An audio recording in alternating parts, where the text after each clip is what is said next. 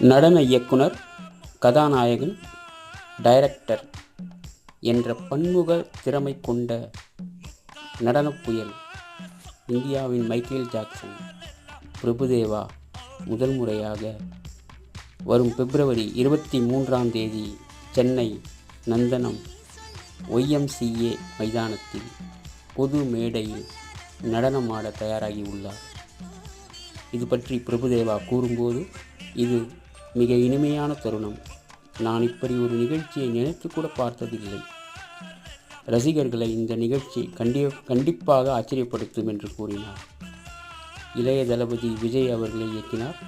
சல்மான் கான் அவர்களை இயக்கிய நடனப் புயல் பிரபுதேவாவினுடைய நேரடி நடனத்தை காண ரசிகர்கள் ஆர்வமாய் உள்ளனர்.